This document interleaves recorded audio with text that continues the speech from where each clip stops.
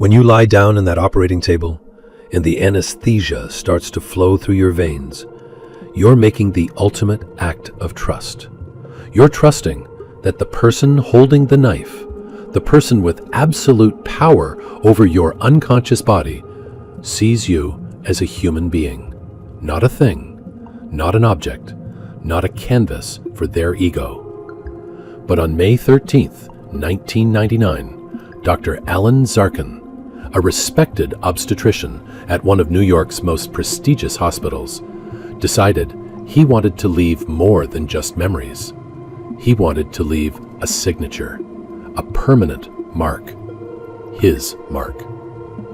After successfully delivering a healthy baby via cesarean section, after the critical work was done, Dr. Zarkin picked up his scalpel one more time. He leaned over his patient's exposed abdomen, and he carved his initials into her skin. A.Z. 3 inches high. This isn't a story about a medical mistake. This is about what happens when the God complex goes completely off the rails.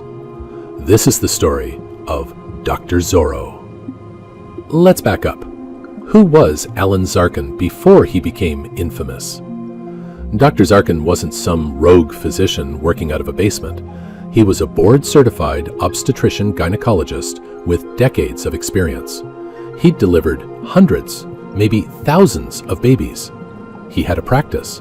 He had patients who trusted him. He had a reputation. But here's the thing about the operating room. It's one of the most hierarchical environments in modern society. The surgeon isn't just in charge. In that room, the surgeon is God. They make split-second decisions that determine life or death. And over time, some surgeons start to believe their own press.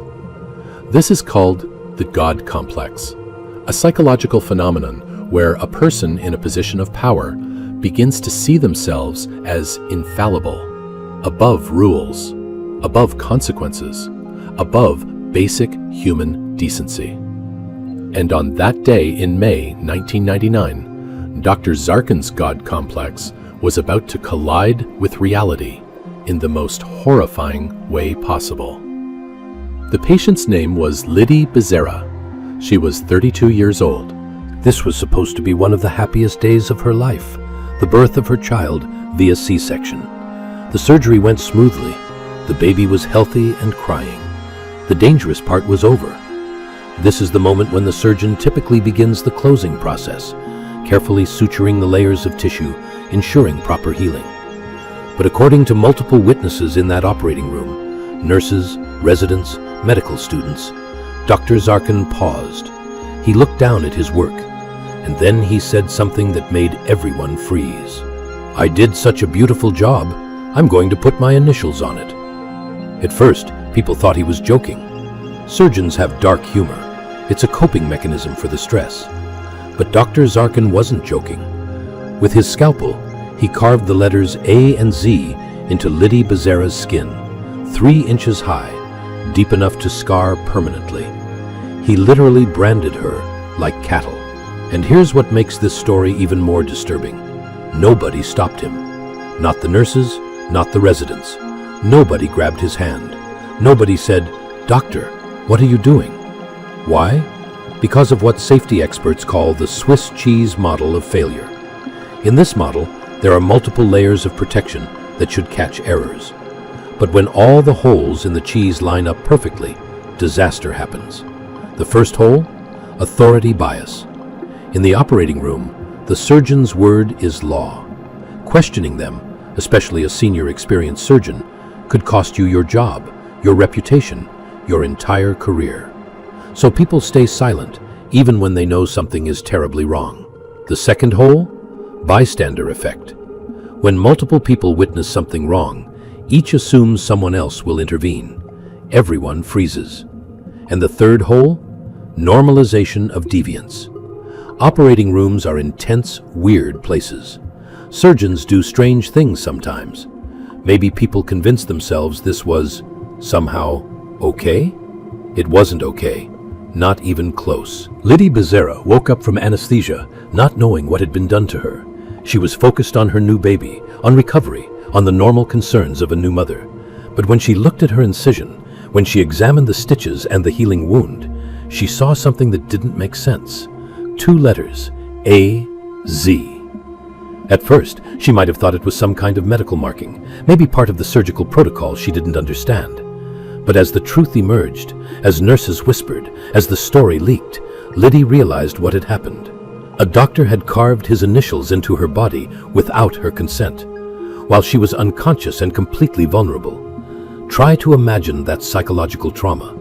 Every time she looked at her child, every time she looked at her own body, she would see those letters, a permanent reminder that a man with a medical degree had treated her not as a patient, not as a person, but as a surface to sign. When the media got hold of the story, it exploded. The New York Post dubbed him Dr. Zorro, after the fictional character who carved the letter Z wherever he went. But there was nothing heroic about this. The public was horrified. How could a trained physician, sworn to first do no harm, commit such a violation? How could someone with years of medical training suddenly snap? The answer, as it turned out, might lie in his brain itself.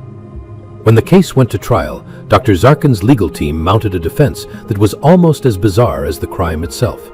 They claimed he suffered from frontal lobe disorder, a neurological condition affecting the part of the brain responsible for impulse control, social behavior, and understanding consequences. The frontal lobe is essentially your brain's brake pedal. It's what stops you from saying that offensive thought out loud, from punching your boss, from doing the inappropriate thing you might momentarily want to do. People with frontal lobe damage can exhibit shocking behavior, sudden aggression, hypersexuality, complete disregard for social norms. They might do something horrifying and not understand why everyone's upset. Zarkin's lawyers argued, he wasn't evil, he wasn't a monster, his brain was malfunctioning, he literally couldn't stop himself. But the prosecution and the medical licensing board weren't buying it. They pointed to something else, the God complex taken to its most extreme conclusion. Surgeons occupy a unique position in medicine. They cut into living human bodies. They hold lives in their hands. They make decisions in seconds that most people couldn't make in hours. And some of them, not all, but some, begin to see themselves as fundamentally different from ordinary humans. The medical board argued that Zarkin's behavior wasn't about brain damage.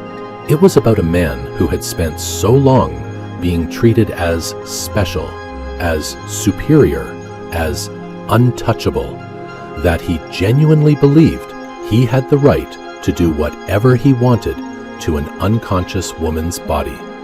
After all, if you're God in the operating room, why would you need consent? So what happened to Dr. Zorro? The consequences came from multiple directions. First, the civil lawsuit.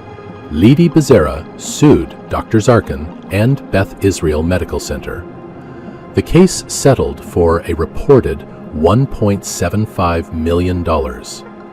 Money can't undo trauma, can't remove scars, but it was accountability. Second, the medical license. In 2000, Dr. Alan Zarkin surrendered his medical license to the New York State Board. He would never practice medicine again. His career, everything he'd built over decades, was over. Third, criminal charges. Zarkin pleaded guilty to assault in the second degree. He received 5 years of probation. Some people thought that was too lenient. Others argued that destroying his career was punishment enough. But perhaps the most important consequence was systemic change. This case became a landmark in medical ethics education. It's taught in medical schools and nursing programs as the ultimate cautionary tale. Hospitals implemented stronger patient rights protections.